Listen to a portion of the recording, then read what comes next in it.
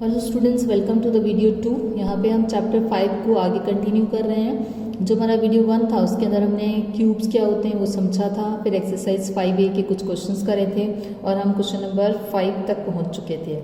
अब हम next video में, इस वीडियो के अंदर जो है हम एक्सरसाइज 5A को ही कंप्लीट करेंगे, लेकिन हम स्टार्ट करेंगे क्वेश्चन नंबर 6 से। क्वेश्चन नंबर 6 में हमें पूछा गया है, find the smallest number by which the following must be multiply two make them the perfect cube. यानी कि जो नंबर्स हमें दे रखे हैं वो परफेक्ट क्यूब तो है नहीं, लेकिन हमें ये पता करना है कि उस नंबर को हम किससे मल्टीप्लाई करें कि वो परफेक्ट क्यूब बन जाए। तो अगर हमें परफेक्ट क्यूब के लिए जो हमने जो मेथड देखा था, इसमें जो 6 का जो फर्स्ट क्वेश्चन है उसमें 3 1 3 6 है। तो इसमें हमें सबसे पहला काम क्या करना पड़ता है, उस नंबर को लिखना पड़ता है, उसका प्राइम फैक्टराइजेशन करते हैं। अगर इसको 2 से डिवाइड करेंगे तो 1568, अगेन इसको 2 से डिवाइड करते हैं तो 784, फिर अगेन इसको 2 से डिवाइड करते हैं तो 392, फिर अगेन इसको 2 से डिवाइड करते हैं तो 196, अगेन इसको 2 से डिवाइड करते हैं तो ये हो गया हमारा 98, अगेन इसको 2 से डिवाइड करते हैं तो हमारा 49, अगेन इसको 7 से डिवाइड करते हैं तो 7 और 7 करते करते हमारा कंप्लीट हो गया। उसके बाद नेक्स्ट हमें क्या बनाना होता है, इसके ट्रिपलेट्स बनाने होते हैं। जब हम ट्रिपलेट्स बनाने चाहते हैं तो इनके ट्रिपलेट्स बन चुके हैं, लेकिन यहाँ पर ट्रिपलेट में एक नंबर मिसिंग है, यानी कौन मिसिंग है, 7। तो बेसिकली हमें 3136 को 7 से मल्टीप्लाई करना पड़ेगा। सो जो हमारा नंबर रिक्वायर्ड है वो कितना हो गया, 7। जो हमारा नंबर रिक्वायर्ड है वो 7 है। जैसे हम इसको 7 से मल्टीप्लाई करेंगे ये परफेक्ट क्यूब बन जाएगा। अब इसके बाद हम नेक्स्ट एक इसके साथ में एक क्वेश्चन और ले लेते हैं। 6 का ही जो है हमारे पास में बी पार्ट है। बी पार्ट में हमें मतलब अभी तक हमें जो भी करना है सिर्फ प्राइम फैक्टराइजेशन ही करना है। इसके बाद जो नेक्स्ट क्वेश्चन आने वाला है उसमें भी हम सेम वही करने वाले हैं। 2560 है, 2560 को वापस हम 2 से डिवाइड करेंगे 1280, इसको 2 से डिवाइड करेंगे 640 हो जाएगा, इसको 2 से डिवाइड करेंगे तो 320 हो जाएगा, इसको 2 से डिवाइड करेंगे तो 160 हो जाएगा, इसको 2 से डिवाइड करेंगे तो 80 हो जाएगा, इसको 2 से डिवाइड करेंगे तो 40 हो जाएगा, और इसको 2 से डिवाइड करेंगे तो 20 हो जाएगा, इसको 2 से डिवाइड करेंगे तो 10 हो जाएगा, इसको 2 से डिवाइड करेंगे तो 5, और उसके बाद आगे हम देखते हैं कि ये टर्मिनेट हो गया है। लेकिन अगर हम इसके ट्रिपलेट्स बना रहे हैं तो ये ट्रिपलेट्स बन गए, यहाँ तक ट्रिपलेट्स बन गए, लेकिन 5 के ट्रिपलेट्स बनाने के लिए हमें 2 और 5 की ज़रूरत पड़ने वाली है। सो बेसिकली 2 5 अगर हम इसके अंदर लगा देंगे इस तरीके से तो बेसिकली ये जो है 2560 हमारा क्या बन जाएगा, परफेक्ट क्यूब बन जाएगा। तो उसके अकॉर्डिंग हम कह सकते हैं कि हमें कितने नंबर 5 × 5 यानी कि 2 5 की ज़रूरत है, वो भी मल्टीप्लाई हो रहे हैं, तो हमारा आंसर कितना हो जाएगा 25। यानी कि हमें 2560 को 25 से मल्टीप्लाई करना पड़ेगा in order to make it perfect cube. उसके बाद जो 7th क्वेश्चन है उसके अंदर हमें क्या करना है, सेम प्रोसीजर फॉलो करना है, बट उसमें हमें डिवाइड करना पड़ेगा। लेकिन क्वेश्चन वही है, प्राइम फैक्टराइजेशन तो हमें करना ही करना है, लेकिन उसमें हमें ये पता करना है कि किस नंबर से उस गिवन नंबर को हम डिवाइड करें कि वो परफेक्ट क्यूब बन जाए। तो 7th क्वेश्चन हम स्टार्ट कर रहे हैं। एक्सरसाइज हमारी 5A है और उसके अंदर जो है 7A के अंदर जो हमें फर्स्ट क्वेश्चन दे रखा है 1323 दे रखा है। तो पहला स्टेप क्या होता है, उस नंबर को लिखना होता है, उसको प्राइम फैक्टराइजेशन करेंगे, लेकिन 2 से डिवाइड नहीं हो रहा है तो नेक्स्ट प्राइम नंबर क्या है 3। इससे हमने डिवाइड किया 441, इसको हमने डिवाइड किया तो 147, इसको हमने 3 से डिवाइड किया तो कितना हो गया 49, इसको हमने 7 से डिवाइड किया 7, एंड अब ये हमारा टर्मिनेट हो जाता है।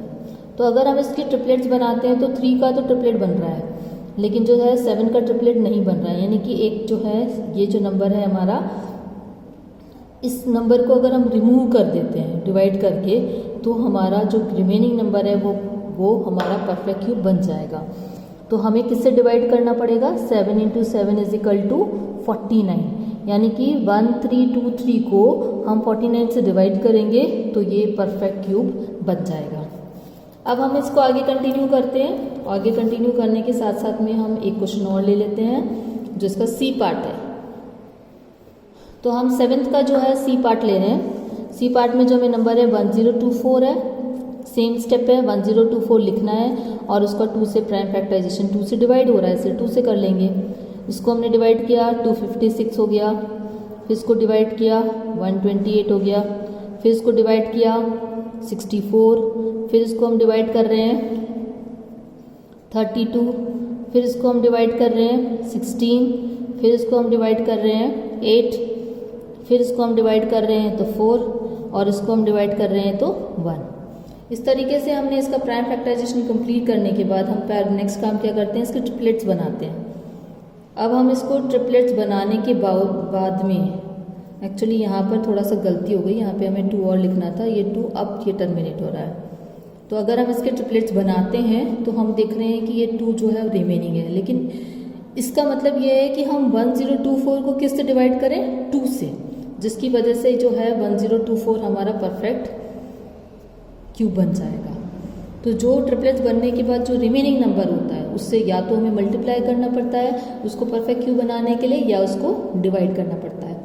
तो अभी हमने जो 6th और 7th क्वेश्चन किया उससे हमें ये क्लियरली समझ में आ गया कि कोई भी गिवन नंबर है उसको अगर हमें पता करना है कि वो परफेक्ट क्यूब है, या हमें गिवन नंबर्स में ये फाइंड आउट करना है कि इसको परफेक्ट क्यूब बनाना है, तो उसको डिवाइड किस नंबर से करें या मल्टीप्लाई किस नंबर से करें, तो हमें प्राइम फैक्टराइजेशन तो फर्स्ट स्टेप है, वो तो हमें अच्छे से आना ही चाहिए।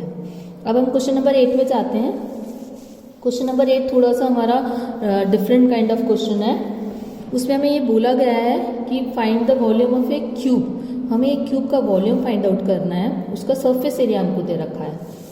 तो हमारे को सबसे पहले तो पता होना चाहिए कि जो सरफेस एरिया होता है क्यूब का, सरफेस एरिया ऑफ क्यूब, इसका एक फॉर्मूला होता है 6a²। ए स्क्वायर का मतलब होता है क्यूब की साइड, और ये हमें कितना दे रखा है 216, 6a²। तो हम इसको 216 को किससे डिवाइड कर लेते हैं 6 से, तो ये कितना आ गया 36। तो उससे हमारी जो 36 है, अगर a² 36 है तो a की वैल्यू के लिए हमें क्या करना पड़ेगा, 36 का रूट लेना पड़ेगा। तो इसका आंसर कितना आ जाता है हमारे पास में 6 मीटर।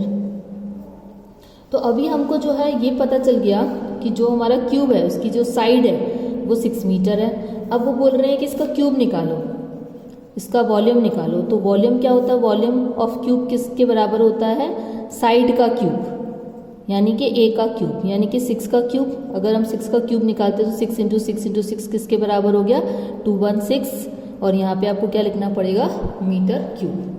तो इन्होंने एक क्वेश्चन हमारे साथ में ये भी पूछा है कि क्या सरफेस एरिया की और जो क्यूब का वॉल्यूम है इसकी न्यूमेरिकल वैल्यू सेम है क्या। हम ऑब्जर्व करते हैं, हाँ सरफेस एरिया भी 216 है और वॉल्यूम भी क्या है 216। तो हम कह सकते हैं yes, numerical value of surface area is also same as that of the volume. अब क्वेश्चन नंबर 9 में हमें कुछ प्रूव करने के लिए बोल रखा है।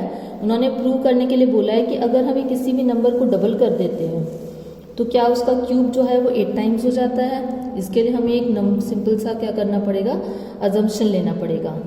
हमने बोल दिया कि जो नंबर है, लेट द नंबर बी, जो हमारा नंबर है वो कितना है a है।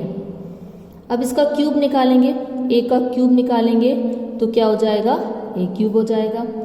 फिर उन्होंने बोला कि इस नंबर को डबल कर दो, ठीक है। डबल नंबर कौन, डबल द नंबर। अगर हमने नंबर को डबल किया तो कितना हो जाएगा 2a।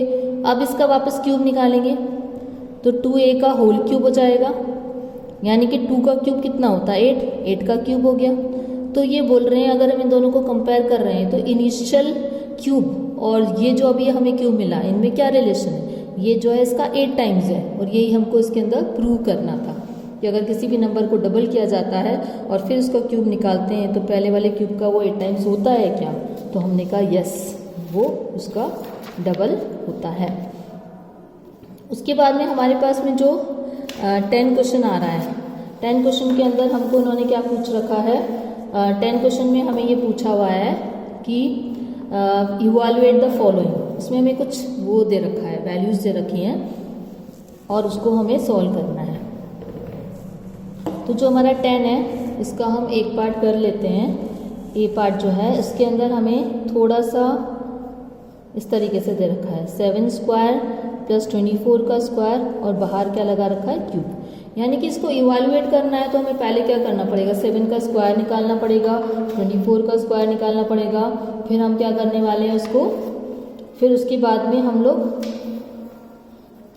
उसको प्लस करेंगे, then we will find that. अगर हम इसको 7 का स्क्वायर निकालते हैं तो 49 होता है, 24 का स्क्वायर जो होता है 576 होता है। फिर हमें इसका रूट निकालना है, तो ये जो है 49 को अगर हम 576 से मल्टीप्लाई प्लस करते हैं तो ये 625 हो जाता है। 625 का जो रूट है मुझे पता है कि वो 25 होता है।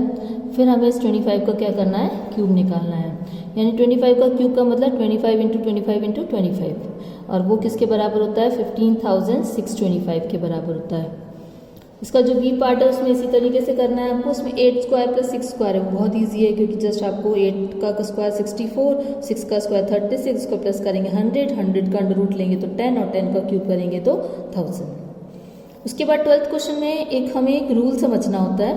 12th क्वेश्चन के अंदर हमें क्या बोल रखा है, पूरा क्यूब नहीं निकाला है, सिर्फ उन्होंने बोला है कि जो गिवन नंबर्स हैं उसका अगर हम क्यूब निकालते हैं तो यूनिट डिजिट पे कौन सा नंबर आने वाला है वो हमें एस्टिमेट करना है। उसमें हमें थोड़ा सा एक रूल समझना है, उसके बाद हम उस क्वेश्चन को आसानी से क्या कर सकते हैं, सॉल्व कर सकते हैं। तो हमारा जो 12th क्वेश्चन है उसके अंदर हमें जो फर्स्ट नंबर है 21 है। अब वो बोलते हैं कि जब 21 का क्यूब निकालेंगे तो उसके यूनिट डिजिट पे क्या आएगा, तो हमें जो लास्ट डिजिट होती है इसका क्यूब निकालना होता है, यानी कि उसका आंसर कितना आ रहा है 1, यानी कि अगर हम 21 का क्यूब करेंगे और जो आंसर आएगा उसकी यूनिट डिजिट पे जो नंबर अपीयर होगा वो कौन होगा, 21। इसी तरीके से इसमें जो बी पार्ट है, बी के अंदर हमें नंबर कौन सा दे रखा है, 32। तो हमें इसका कुछ नहीं करना है, 2 का क्यूब लिखना है, यानी कि अगर हम 32 का क्यूब करते हैं तो उसकी यूनिट डिजिट पे कौन सा नंबर अपीयर होगा, 8। इसी तरीके से हमने 6C ले लिया, 509। अब ये जो है इसमें भी हमें इस रूल के अकॉर्डिंग हमें पता चल जाएगा कि जो यूनिट डिजिट पे जो है वो 9 अपीयर होगा, क्योंकि हमें क्या करना पड़ेगा, 9 का जो है क्यूब निकालना पड़ेगा, और 9 का अगर हम क्यूब निकाल के और उसके बाद में उसका एस्टिमेशन करते हैं तो हमें ये अच्छे से समझ में आ जाएगा कि जो 9 अगर लास्ट डिजिट है तो उस कंडीशन में 9 का जो क्यूब होता है वो 729 होता है, तो जो इस पे हमारा जो लास्ट डिजिट है वो 9 ही अपीयर होने वाली है। तो इस तरीके से हम जो लास्ट डिजिट है उसका क्यूब निकाल के हम ये अज्यूम कर सकते हैं कि जब हम इस नंबर का क्यूब निकालेंगे तो इसका यूनिट प्लेस पे कौन सी डिजिट अपीयर हो सकती है।